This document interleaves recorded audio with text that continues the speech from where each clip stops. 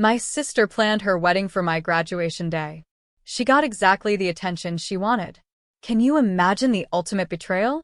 Imagine sacrificing everything for a dream, only for your own family to tear it down, right when you're about to reach the finish line. Because that's exactly what happened when my sister decided her wedding was more important than my medical school graduation. I was the first person in my entire family to go to college, let alone medical school. 8 years. That's how long I'd spent in absolute hell, juggling 3 jobs just to pay tuition, living on ramen, surviving on maybe 4 hours of sleep a night. I missed every single family vacation, every holiday, because I was either studying for an exam that could make or break my future, or I was pulling grueling 36-hour shifts in the hospital. My parents, bless their hearts, they always said they were proud. But I think, deep down, they never truly understood why I put myself through all of it. Why I didn't just settle down. Like my sister, Rachel. Rachel, on the other hand, had dropped out of community college after just 1 semester. She married her boyfriend, Todd, an insurance salesman, when she was 19. For the next 7 years, she had 3 kids and, honestly, spent most of her time complaining about how hard her life was, while I was literally covered in bodily fluids, trying to save lives. There was always this quiet resentment simmering, you know? This unspoken competition, even though I was the one grinding, building something. So, when I finally matched into my residency program, a moment I'd been dreaming about for nearly a decade, I was ecstatic. I called my family, my graduation date circled in bright red on my calendar. May 15th. I'd already secretly bought plane tickets for my parents. It was going to be a surprise, a thank you. My mom cried on the phone, telling me she couldn't wait to see me walk across that stage. I felt like, finally, they truly saw me. But that feeling didn't last. 2 weeks later, Rachel called me, practically screaming with excitement. She and Todd were renewing their vows for their 8th anniversary. They were having the big wedding they never got to have. The date? May 15th. My blood ran cold. I remember this knot forming in my stomach. Rachel, that's my graduation day, I told her, my voice feeling strangely calm despite the panic bubbling inside. Her response? Something along the lines of, "Oh, you've had plenty of graduations before. Missing one won't kill you." Plenty of graduations? I reminded her this wasn't high school. This was medical school. This was the culmination of everything. And she just brushed it off. "You're being selfish, trying to make me change my date when I've already put down deposits," she shrieked. She actually had the audacity to say my graduation was just a boring ceremony, but her wedding was a once-in-a-lifetime event. I tried to point out, "What about your first wedding?" And she just hung up on me. My heart was pounding, a cold dread settling in. Of course, Rachel immediately called our parents, dissolving into tears. She twisted everything, claiming I was trying to ruin her special day, that I demanded she change everything just so people would pay attention to me. She even said I'd always been jealous of her beautiful family and was trying to sabotage her happiness. My mom called me afterward, her voice dripping with disappointment. "Rachel's already paid for the venue," she sighed. "It would be such a waste of money to change it." My dad, ever the pragmatic one, just said, "You can just get your diploma mailed to you, honey." It was clear. They chose her. They chose her vanity project over my life's greatest achievement. The sting was sharp, deep. My own parents. But instead of letting the anger consume me, a strange calm settled over me. "I understand completely," I said, my voice eerily steady. "And I wish Rachel all the best." Then I hung up, and I got strategic. First, I called my extended family. Personally. My aunts, uncles, cousins, everyone who'd watched me struggle, who'd seen me pour my soul into this. I told them how much it would mean to have them there, how this was such a monumental accomplishment. Every single one of them already knew about Rachel's wedding. But when they heard it was the same day I was becoming a doctor, the tide turned.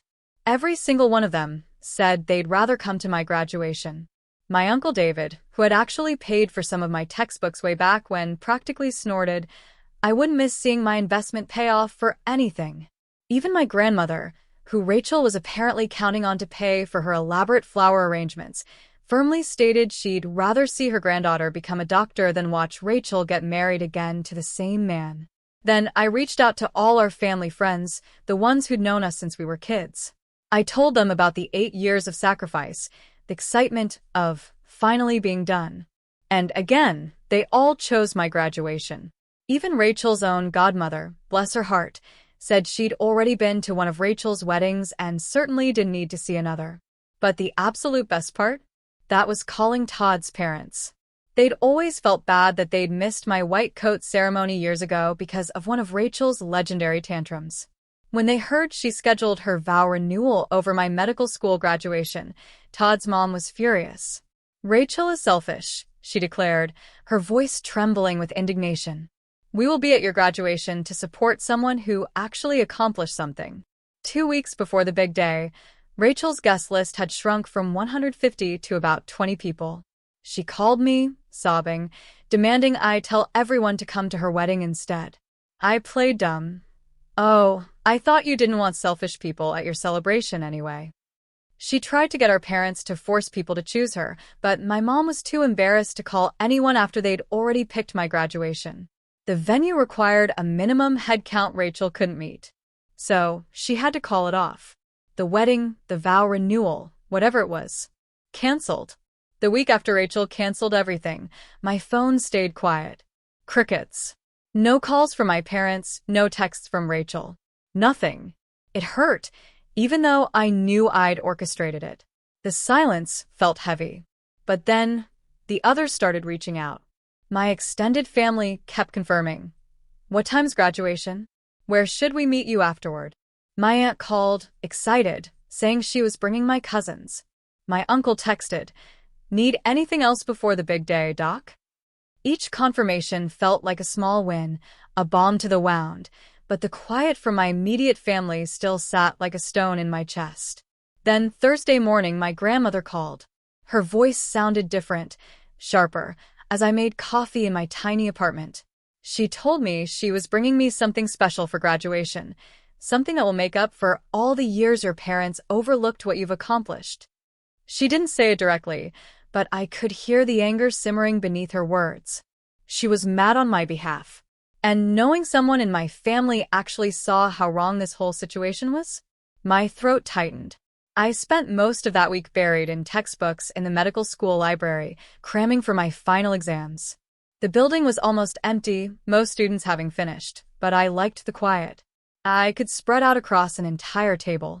I was deep into cardiac pathology when Delilah, my best friend from med school, dropped into the chair across from me. She took one look at my face and asked, "What's wrong?" I tried to brush it off, just stressed about finals, but she just stared at me with that look that meant she wasn't buying it. So I told her everything. About Rachel, about my parents, about the calls, the cancellation. Delilah didn't say anything for a minute, just reached across the table and grabbed my hand. Then she said, "My whole family is coming to your graduation now. Because you deserve people who actually celebrate you." That was it. That's when I started crying, right there in the medical library, the first time since this whole mess began.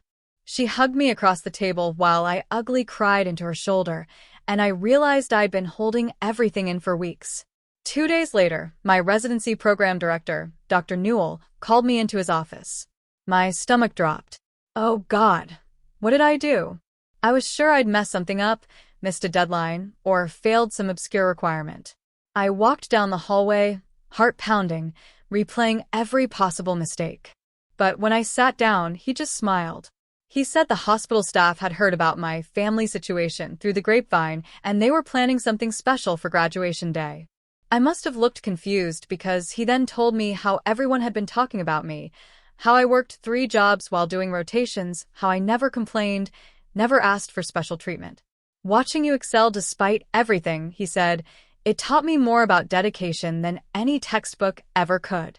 I left his office feeling like maybe, just maybe, I had more support than I realized.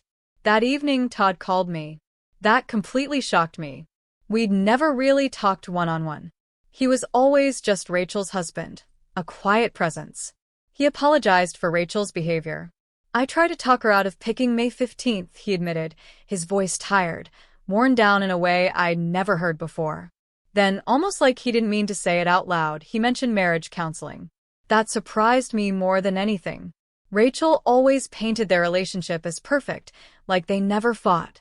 It made me realize their marriage might be struggling far more than anyone knew, and a part of me, a small part, felt genuinely bad for Todd, even though he'd gone along with her plan. My mom texted me the next morning, asking if we could talk. I read her message 3 times, searching for an actual apology, any acknowledgement of her role. But the whole text focused on how hurt Rachel was, how she was crying every day, how the cancellation had embarrassed her in front of everyone. Nothing about me. Nothing about my graduation.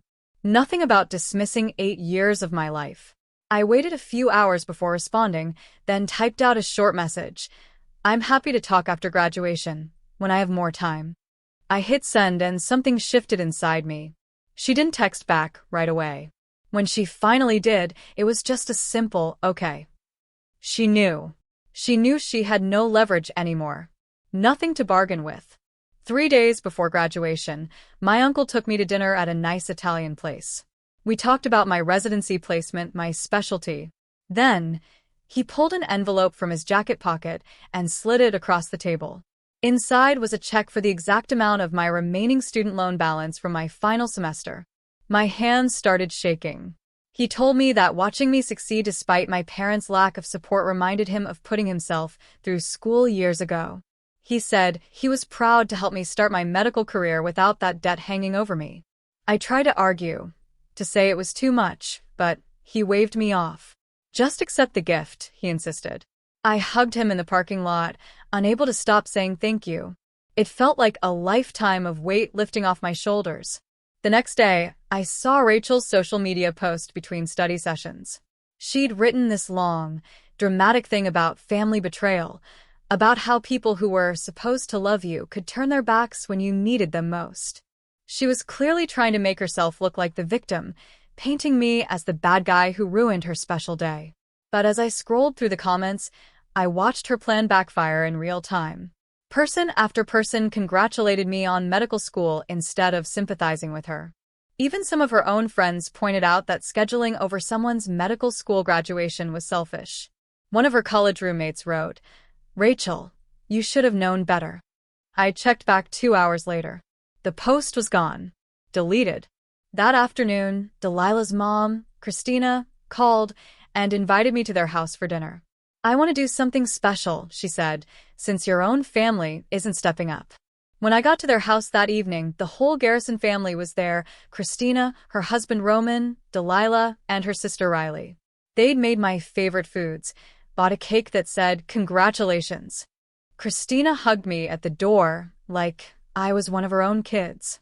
During dinner, she told me about her own sister, who always competed, always tried to overshadow every good thing that happened to Christina.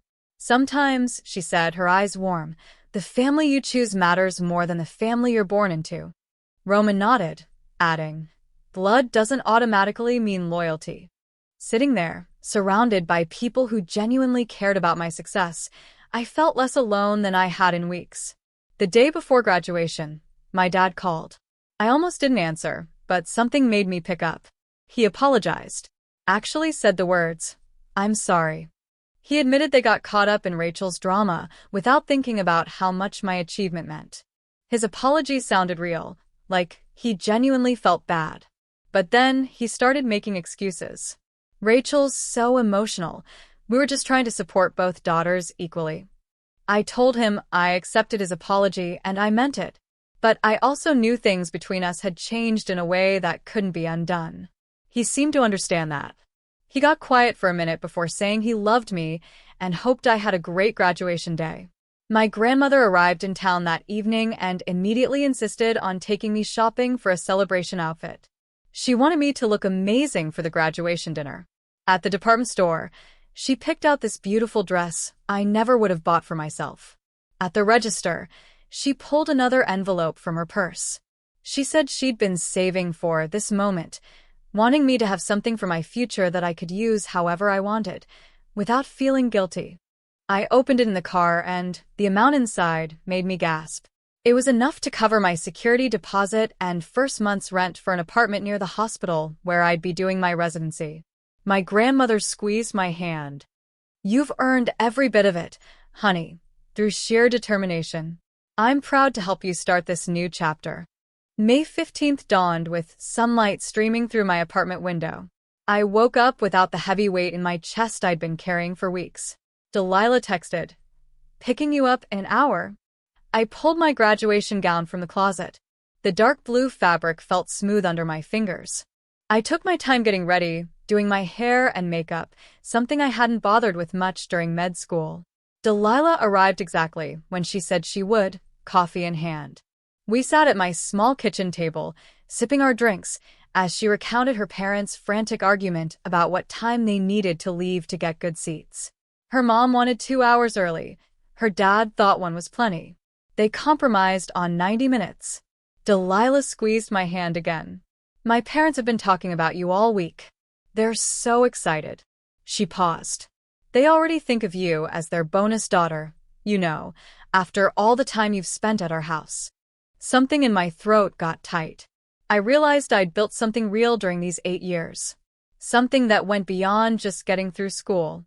These people? They had become my family in ways my actual family never managed.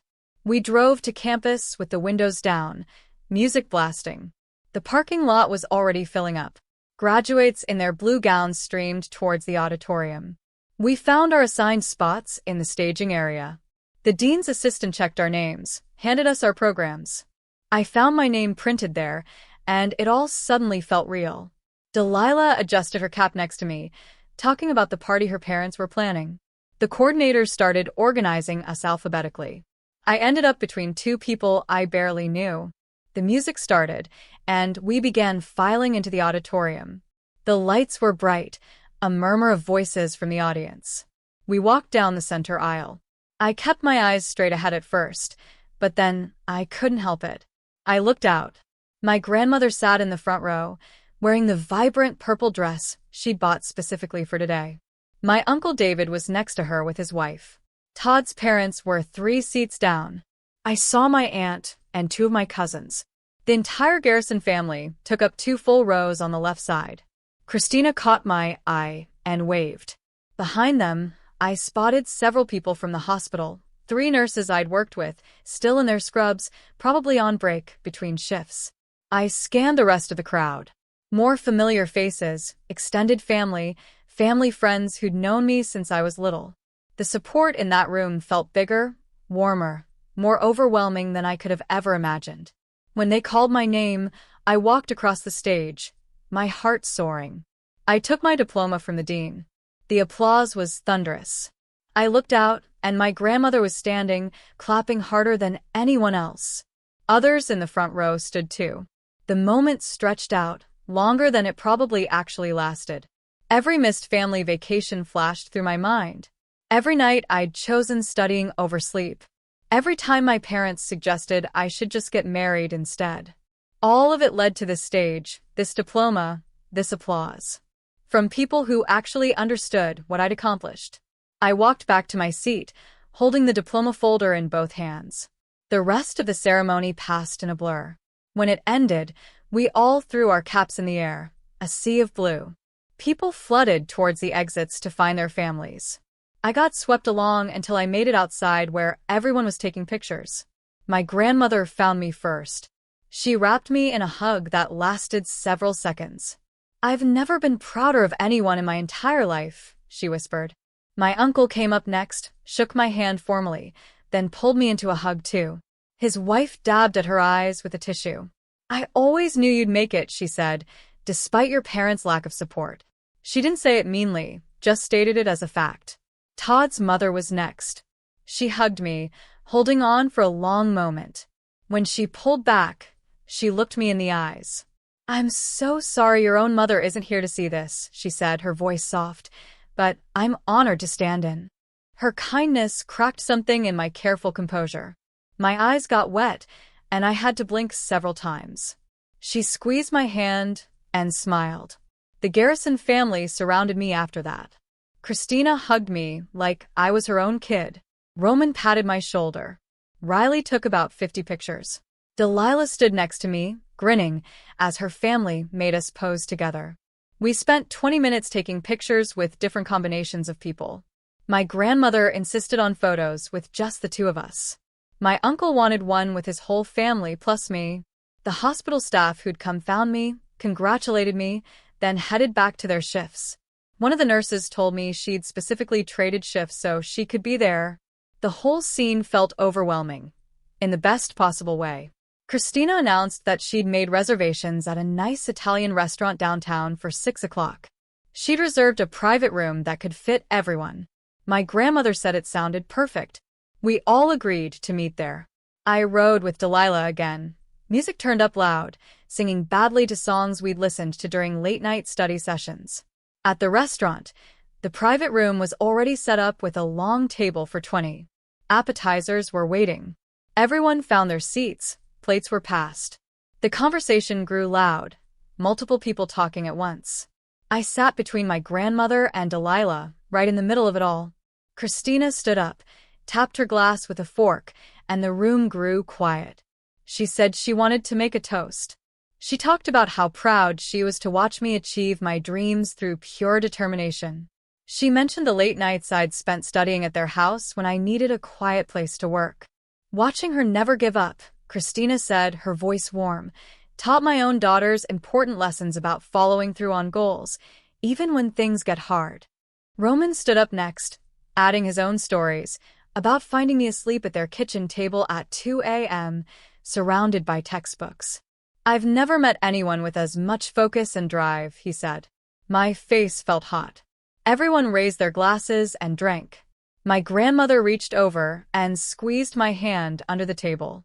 My phone buzzed in my purse. I pulled it out. 3 texts from my mom, 2 from my dad. They said they were proud. Asked for pictures. My dad's message said he wished they could have been there. My mom hoped I had a wonderful day. I read them twice.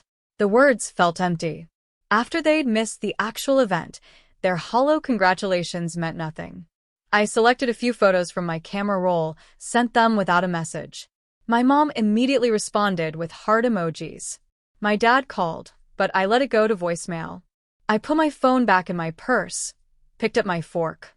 For the first time, maintaining distance from them felt completely okay. I didn't feel guilty or sad about it. They'd made their choice, and now I was making mine. Another text came through while I was eating. This one was from Rachel. It was long, filling up my entire screen. She apologized, said she didn't realize how important this was to me. But then she spent 3 paragraphs explaining about wedding stress and feeling overlooked in the family. She said she'd been going through a hard time and made bad decisions. She hoped I could understand and forgive her. I read it twice. The apology was buried under so many justifications it barely counted as one. I typed back a short response. I appreciate the apology, and I hope you're doing well. I didn't engage with her victim narrative. I didn't tell her everything was fine. I just acknowledged her message and left it at that. Then I put my phone on silent and focused on the people actually sitting around me. Near the end of dinner, my grandmother stood up again. She tapped her glass. I've been thinking a lot lately about what family really means, she began, looking around the table. Family is about showing up, about being there for the important moments, about supporting each other through hard times. She paused. I'm updating my will, she announced, her voice clear, to reflect who actually showed up for family. She didn't say my parents' names, but everyone knew. She turned to me. You, she said, her eyes shining, are getting my house when I pass. Because you're the one who visits me regularly, who actually cares about my life. My uncle nodded. Several other people murmured their support. My eyes got wet again, but I smiled and thanked her. She sat back down, patting my arm.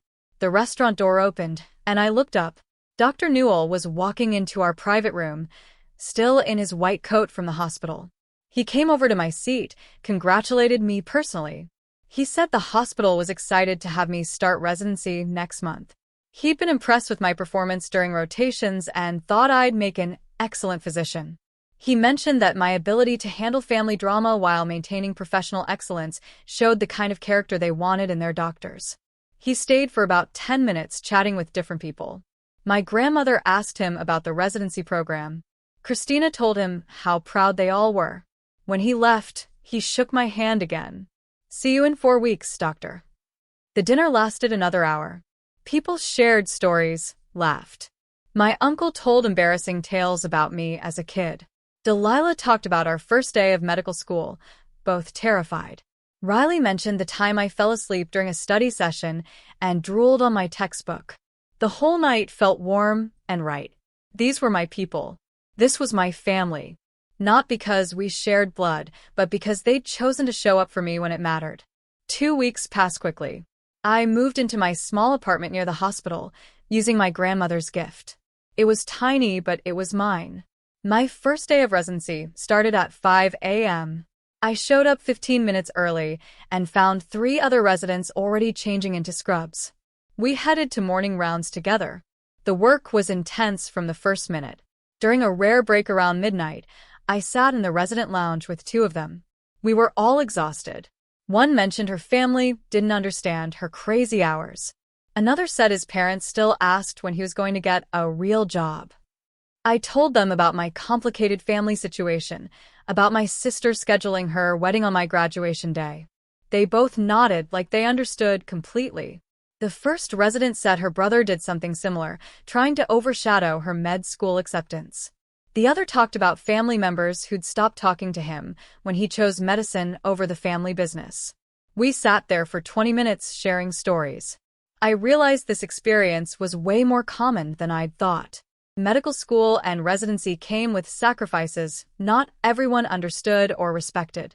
But sitting in that lounge with people who got it, I felt less alone in it than I ever had before. 3 weeks after graduation, my mom called. She asked if we could meet for dinner to talk, her voice carefully modulated. I agreed to meet them at a chain restaurant halfway between the hospital and their house. When I walked in, they were already in a booth.